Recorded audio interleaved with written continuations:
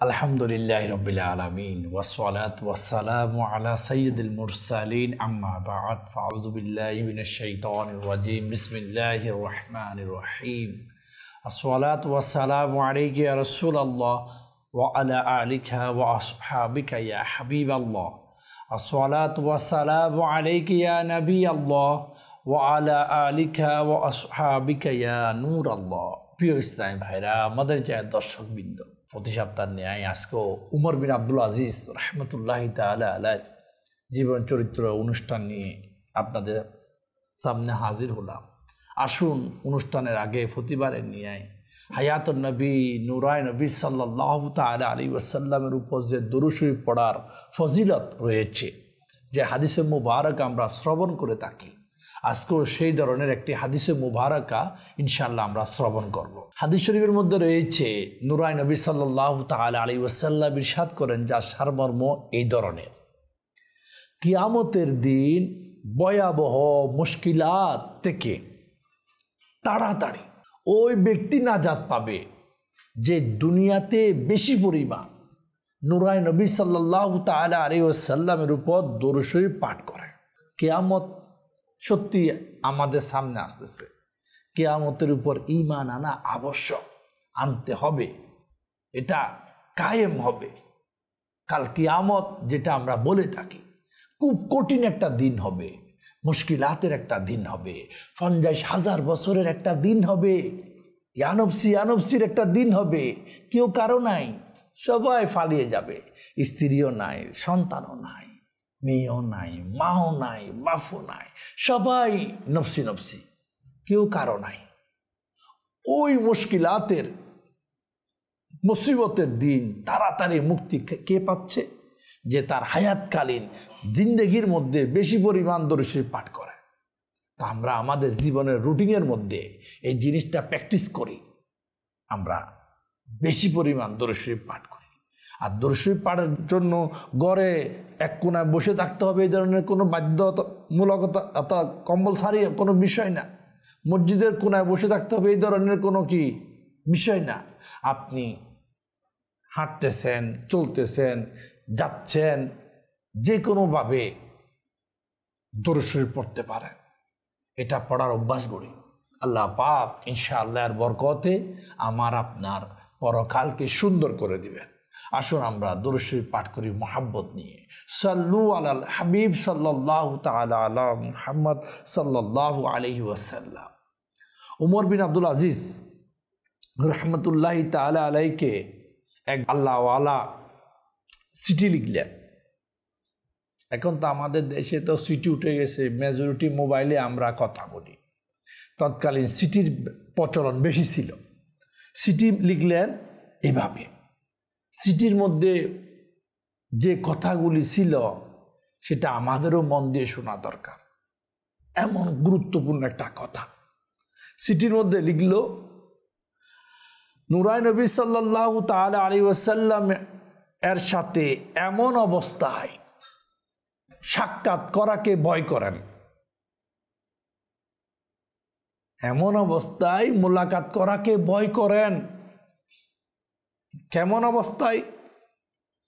আপনি উমর বিন আব্দুল আজিজ রহমতুল্লাহি তাআলা আলাইহি আল্লাহ রসুলকে আল্লাহ রসুল বলে সম্বোধন করবেন, আর আমার নবী যদি বলে আপনাকে, আপনি আপনার শাসন আমলে খিলাফতে থাকা অবস্থায় আপনার মন্দ আচরণের কারণে আমি সাক্ষী দিচ্ছি। দেখেন প্রিয় ইসলামী ভাইরা, কেমন একটা কথা। আল্লাহ রসুলের সাথে সাক্ষাৎ সবাই করতে চায়, আর ইনি বলতেছেন আমার নবীর সাথে সাক্ষাৎ এমন অবস্থায় করতে ভয় করুন যে সমস্ত এই উমর বিন আব্দুল আজিজ, আপনি তো উম্মত কইয়ের নবী বলে এলান করবেন, আমার নবী, আমার নূরায়ে নবী বলে স্বীকার করবেন, কিন্তু নবী যদি বলে তুমি তো মন্দ শাসক ছিলে, তুমি তো মন্দ খারাপ মানুষ ছিলে, তখন কি হবে? এটা আমার আপনার সবার জন্য একটা কথা। এখানে শাসক রাষ্ট্রনায়ক বলে কোনো কথা নয়। আমরা তো নবীর সান্নিধ্য পেতে চাই, নবীর নিকটে কুরবত পেতে চাই। আর হায়াতুন নবী সাল্লাল্লাহু তাআলা আলাইহি ওয়াসাল্লাম বলে আমার এই উম্মত তো নাফরমান, তখন আমরা কোথায় যাব? আপনি জানেন আমাদের আমলনামা প্রতি সপ্তাহে নুরানি নবী, জিন্দা নবী, আখরি নবী, নবী মুহাম্মদ রাসূলুল্লাহ সাল্লাল্লাহু তাআলা আলাইহি ওয়াসাল্লামের দরবারে পেশ করে সমস্ত উম্মতের আমলনামা। উম্মত কেমন, আমি এই সপ্তাহে কি করলাম, কি ভালো করলাম, কি খারাপ করলাম, সব এখানে আছে। আমাদের কি হবে একটু চিন্তা করি। প্রিয় ইসলামী ভাইরা, ওমর বিন আব্দুল আজিজ রাহমাতুল্লাহি তাআলা আলাই কেমন আল্লাহওয়ালা একজন বান্দা, যাকে নসিহত করার জন্য, উপদেশ নেওয়ার জন্য যিনি দূর পর্যন্ত সফর করতেন। ঠিক এইভাবে ওনার কাছে একটা চিঠি লিখলেন, ওনাকে এভাবে সম্বোধন করলেন, ইয়া হাসান বসরি রাহমাতুল্লাহি তাআলা আলাই, আমাকে এমন লোকদের সাথে পরিচয় করিয়ে দিন যারা আল্লাহ পাকের হুকুম পালন করে, আমি যেন তাদের থেকে সাহায্য নিতে পারি। জবাবে হাসান বসরি রাহমাতুল্লাহি তাআলা আলাই লিখলেন, কি লিখলেন? একটা রাষ্ট্রপ্রধানের জন্য যেই কথাটা, সেটা আমার জন্য, আপনার জন্য, আমাদের চ্যানেল দর্শক আপনার জন্য, আমার জন্য। হাসান বসরি রাহমাতুল্লাহি তাআলা লিখতেছে, দিনদাররা, নেককাররা, আল্লাহওয়ালারা, আল্লাহ প্রেমিকগণ আপনাকে ধরা দিবে না, অর্থাৎ আপনার নিকটে আসবে না। বাকি দুনিয়াদাররা, অর্থাৎ যারা দুনিয়াদার, তাদেরকে নিজের কাছে আসতে দিবেন না। হাসান বসরি রাহমাতুল্লাহি তাআলা লিখতেছে ওমর বিন আব্দুল আজিজের কাছে, আপনি সব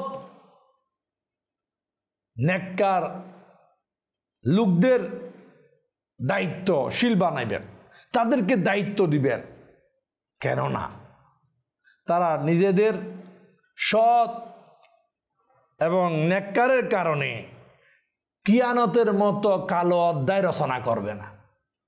দেখেন এখানে প্রিয় ইসলামী ভাইরা, আমাদের যে দর্শকবৃন্দ, আজকে আপনি দেখবেন সবাই ছুটতেছে গদির পিছনে, ক্ষমতার পিছনে, টাকার পিছনে, জনবলের কর্তৃত্ব নেতৃত্বের পিছনে। কেন? যেন কিছু পেয়ে যায়।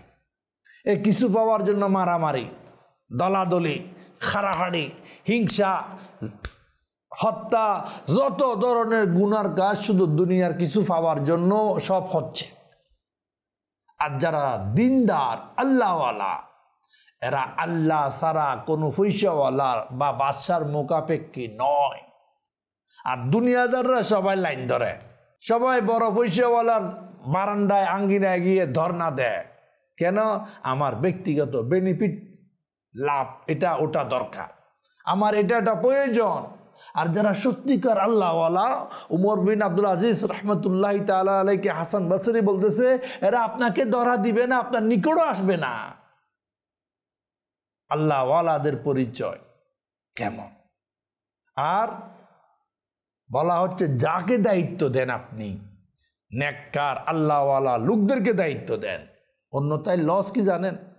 আমি যদি কাউকে, যদি গুনাহগারকে, কোনো বদকারকে, কোনো কুলাঙ্গারকে যদি দায়িত্ব দিই, আমার কারণে যতগুলা অন্যায় গুনাহ করবে সব বোঝা আমার উপর। এই জন্য সৎ মানুষ এর মূল্য আগেও ছিল, এখনো আছে, কিয়ামত অবধি থাকবে, কিয়ামতের পরও আছে। সৎ মানুষরা পুরস্কার নিয়ে নিয়ে জান্নাতে চলে যাবে। হ্যাঁ, আর অসৎ, বদকার, গুনাহগার রয়ে যাবে। আল্লাহ পাক বুঝার তৌফিক দান করুন। বীর না জমায় দুনিয়াবি কোনো মনসবের পিছনে, দুনিয়াবি দৌলতের পিছনে বীর জমায় তো মাওলা জিকিরের মধ্যে, ইলমে দিন হাসিলের মধ্যে, নেককার বন্দাদের দরবারে গিয়ে, আল্লাহ ওয়ালাদের নিকটে গিয়ে, যেখান থেকে রুহানি ফয়জাত পাওয়া যায়। আল্লাহ ওয়ালাদেরকে দেখলে, যাকে দেখলে খৌফে ইলাহি আখেরাতের কথা চিন্তা চেতনা সৃষ্টি হয়, ওইখানে গিয়ে বীর জমায়, শুধু টাকার জন্য বীর না জমায়। আল্লাহ পাক বুঝার তৌফিক দান করুন।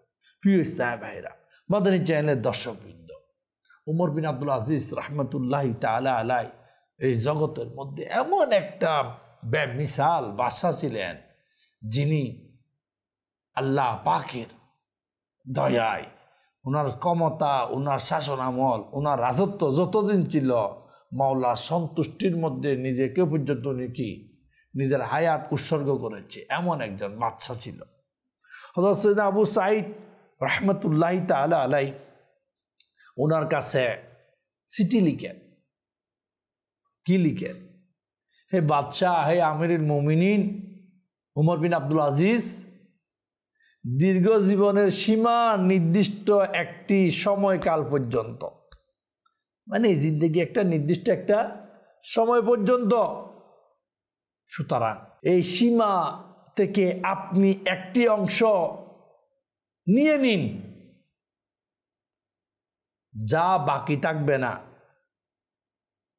এই সময় থেকে একটা অংশ নিয়ে নিন, যা বাকি থাকবে না। সময়টা নিজের কাজের জন্য, পরকালের জন্য নিয়ে নেন, নাহলে এটা চলে যাবে, এটা ফুরিয়ে যাবে।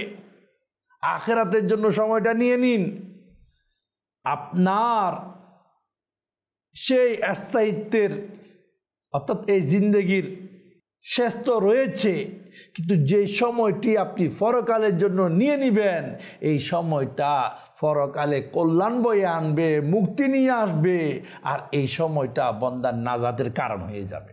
এই পত্র পড়ে ওমর বিন আব্দুল আজিজ রহমতুল্লাহ তাআলা আলাই কান্না মধ্যে ডলে পড়লেন, মানে কান্না করতে লাগলেন। কেন? রাজত্ব সালতানাতের ব্যস্ততায় আখিরাতের কাজ কখন করব, এই চিন্তায় কান্না। এখন আমার আপনার অবস্থান, আমার আপনার করণীয় কি? আমরা কি কখনো এভাবে চিন্তা করি? চিন্তা মনে হয় করি না। আমরা করা দরকার, অন্যথায় ফেসে যাব, অন্যথায় ডুবে যাব, অন্যথায় গ্রেফতার হয়ে যাব। আল্লাহ পাক বুঝার তৌফিক দান করো। উমর বিন আব্দুল আজিজ রহমতুল্লাহ তাআলা আলাইকে একবার মুহাম্মদ বিন কাব রহমতুল্লাহ তাআলা আলাই বলেন, আপনি কখনো এমন কোনো লোকের ব্যক্তিকে আপনার সঙ্গী বানাইবেন না যে কেবল তার উদ্দেশ্য পূরণের জন্য আপনার সাথী হতে চায়। তাকে কখনো নিজের সঙ্গী, সফর সঙ্গী বানাবেন না। আরো কি বললেন উমর বিন আব্দুল আজিজ রহমতুল্লাহ তাআলা আলাইকে? আপনার সাথে ভালোবাসাও জোয়ার বাটা হয়ে যায়, অর্থাৎ বাটা পড়ে যায়, এমন লোকদেরকে আপনার সফর সঙ্গী বানান। অর্থাৎ যে ব্যক্তি আপনার সর্বদা সুখ দুঃখে সর্বদা তাকে, নিজের প্রফিটের জন্য নয়, তাকে আপনি আপনার সঙ্গী বানান। আর যে ব্যক্তি সর্বদা নিজের ব্যক্তি লাভের জন্য আসে, তাকে বানাইয়েন না। আর হকের উপর সর্বদা ধৈর্য ধারণ করেন। এমন লোকেরা নিজের নিঃস্বার্থ এবং বিপরীতে আপনার সাহায্য করবে, তাদের সাহায্য সহযোগিতা আপনার জন্য যথেষ্ট হবে। অর্থাৎ যারা সুখ দুঃখে আপনার সাথে আছে, তারাই আপনার জন্য যথেষ্ট, তারাই আপনার প্রকৃত সঙ্গী। আর যারা শুধু নিজের লাভের জন্য আপনার সাথে সম্পর্ক করে, আপনার সাথে ওঠা বসা করে, তাদের সাথে নিজের সঙ্গী বানাইবেন না। আমাদের এখানেও আছে, সুসময়ে দেখা যায়, দুঃসময়ে নাই। নিজের স্বার্থ পূরণের জন্য সব কোরবান, স্বার্থ পূরণ হয়ে গেলে এর আর দেখা নাই। এই জন্য বন্ধু নির্ণয়, সঙ্গী নির্ণয় করার ক্ষেত্রেও চিন্তা ভাবনা করা দরকার। অন্যথায় আমরা ঠকে যাব, আমরা লসের শিকার হব। এই জন্য আল্লাহওয়ালাদের সাথে, নেককার বান্দাদের সুবতে থাকলে তাদের নেকিওয়ালা কথাগুলা মানুষকে মুসিবত থেকে বাঁচিয়ে দেয়, মুশকিলাত থেকে বাঁচিয়ে দেয়। কারণ দিলের খবর আল্লাহই জানে, কার দিলে কি, আপনার দিলে কি আছে আমি কি জানি? এখন আপনি জেল দেখতেছেন, কিভাবে দেখতেছেন, মনে কি জল্পনা কল্পনা, আমি কি জানি, আমার দিলে কি আছে আপনি কি জানেন। এই জন্য ভালো মানুষের সাথে উঠা বসা করি, নিঃস্বার্থ। যে নিজের স্বার্থ আগে খুঁজে এই ভালো মানুষ না। যে নিজের স্বার্থ আগে খুঁজে সেই কখনো ন্যায় বিচার করতে পারবে না। যে নিজের স্বার্থ আগে দেখে সেই কখনো হক ফয়সালা করতে পারবে না, বলবে আমারটা আগে। এই ধরনের মানুষগুলাকে চিহ্নিত করি, তাদের থেকে নিজেকে দূরে রাখি। এটা এক প্রকার বড় ভাইরাস। হ্যাঁ, তাদের খপ্পরে না পড়ি। যারা সুবিধাবাদী, যারা নিজের লাভ ছাড়া কিছু বুঝে না, এরা সুবিধাবাদী, এদের থেকে আল্লাহ আমাদেরকে হেফাজত করুক। প্রিয় ইসলামের ভাইরা, মাদানী চ্যানেলের দর্শকবৃন্দ, আল্লাহ পাক আমাদেরকে বুঝার তৌফিক দান করুক, আমল করারও তৌফিক দান করুক। যেমন হযরত জিয়াদ রহমতুল্লাহ তাআলা আলাই একবার উমর বিন আব্দুল আজিজ রহমতুল্লাহ তাআলা আলাইর সাথে সাক্ষাৎ করতে আসলেন। তিনি রহমতুল্লাহ তার সাথে তার খেলাফতের শাসন আমল কেমন হচ্ছে না হচ্ছে এই ব্যাপারে পরামর্শ চাইলেন। তখন জিয়াদ রহমতুল্লাহ তাআলা আলাই পরামর্শ দেওয়া শুরু করলেন। পরামর্শ দিতে লাগলেন উমর বিন আব্দুল আজিজকে ফেস টু ফেস, সিটির মধ্যে না, সশরীরে সাক্ষাতে। কি বললেন? সেই ব্যক্তির ব্যাপারে কি আপনি কি বলেন? ওই ব্যক্তি সম্পর্কে আপনার কি মতামত যার বিরুদ্ধে একজন ব্যক্তি দাবি উত্থাপন করে এ মুজরিম, এ আসামি? তখন উমর বিন আব্দুল আজিজ রহমতুল্লাহ তাআলা আলাইহি বলল, এটা তো মন্দ আলামত। এরপর হযরত জিয়াদ রহমতুল্লাহ তাআলা আলাইহি বলল, ওই ব্যক্তির সম্পর্কে আপনার কি মতামত যার বিরুদ্ধে দুইজন লোক অভিযোগ করে? উমর বিন আব্দুল আজিজ রহমতুল্লাহ তাআলা আলাইহি বলল, এ তো আরো বেশি খারাপ, আরো মন্দ অবস্থা। হযরত জিয়াদ রহমতুল্লাহ তাআলা আলাইহি বলল, ইয়া আমিরুল মুমিনিন, হে উমর বিন আব্দুল আজিজ, ওই ব্যক্তির কি অবস্থা যার বিরুদ্ধে তিনজন ব্যক্তি মামলা করে, অভিযোগ করে? তখন উমর বিন আব্দুল আজিজ রহমতুল্লাহ তাআলা আলাইহি বলল, এ তো আরো বেশি ভয়ানক মন্দর একটা কাজ, খারাপ একটা কাজ। তখন হযরত সাইয়েদনা জিয়াদ রহমতুল্লাহ তাআলা আলাইহি উমর বিন আব্দুল আজিজকে সম্বোধন করে বলল, এ আমির মুমিনিন, তাহলে শুনুন, উম্মতে মুহাম্মাদীর প্রতিটি ব্যক্তি, আপনার সালতানাতের, আপনার হুকুমতের প্রতিটি ব্যক্তি কাল কিয়ামতে আপনার বিরুদ্ধে মাওলার দরবারে মামলা দায় করবে। এই কথা শোনার সাথে সাথে উমর বিন আব্দুল আজিজ রহমতুল্লাহ তাআলা আলাইহি কান্নার মধ্যে পড়ে গেলেন। হযরত জিয়াদ রহমতুল্লাহ তাআলা আলাইহি বললেন, আমি আফসোস করতেছি, হে আমির মুমিনিন, মনে এই কথাটা না বললে ভালো হতো। আমার এই কথা শুনে আপনার কান্না শুরু হয়ে গেল, আমি যদি এই কথা না বলতাম ভালো হতো। এদিকে উমর বিন আব্দুল আজিজ রহমতুল্লাহ তাআলা আলাইহি কান্নার মধ্যে ডুবে রইল। কেমন এক বান্দা! আমার আপনার বিরুদ্ধে কাল কিয়ামতে এই ধরনের বলা হবে। উমর বিন আব্দুল আজিজ যখন শুনলো কাল কিয়ামতে আপনি কি জবাব দিবেন, আপনার অধীনস্থরা যখন আপনার বিরুদ্ধে অবজেকশন দিবে, আজকে আমাদের মধ্যে যারা ঘরের কর্তা, যারা ঘরের অভিভাবক, যারা ঘরের বাপ, যারা মা, যে যার প্রতিষ্ঠানের কর্ণধার হন, ম্যানেজার হন, এমডি হন, যে যেখানে আছেন, আপনাকে আমাকে আমার অধীনস্থদের ব্যাপারে জিজ্ঞাসা করা হবে।